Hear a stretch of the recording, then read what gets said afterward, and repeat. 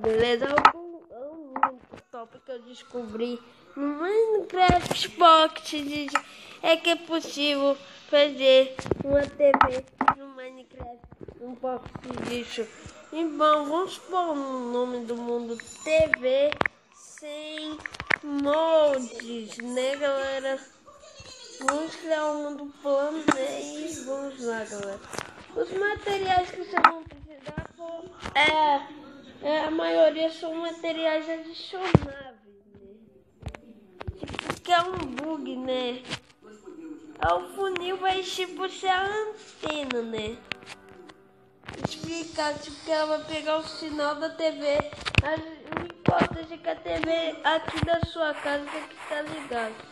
E bom, galera, primeiro não faz a vossa antena, galera.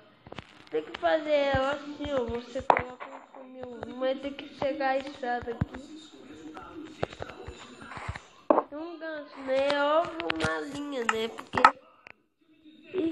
é um bug. Você vai ter que ficar virado pro... resolvendo a bússola. Eu não sei se é norte ou sul. Aí tem que ficar virado pro norte, né? Se eu não me engano, norte pra lá.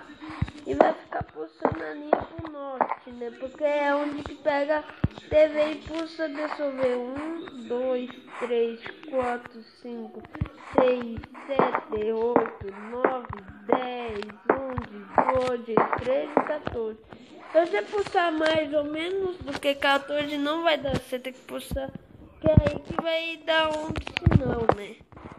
E bom, fizemos a antena, né? Aí fizemos a vossa antena, né? Mas aí precisa um sinal de redstone para a vossa TV. Se ficar o negócio, tudo que vai... Vocês não precisam disso aqui não. Tudo que passa na TV vai pro...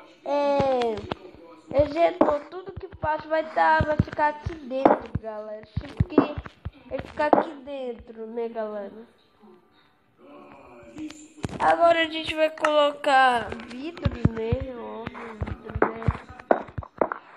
Obrigado, a gente vai colocar outro bloco, que vai ficar escuro.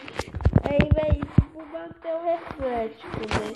Vamos pulsar fios, redstone. E aqui a gente coloca uma alavanca, galera. E quando pulsar vai dar uma demorada, né? Galera, precisa um repetidor virado pra cá, né? Não, é comparador, que burro, velho. O comparador vai comparar. E no 1, no 2 e no 3. E vamos puxar a alavanca, vai demorar um pouquinho aqui.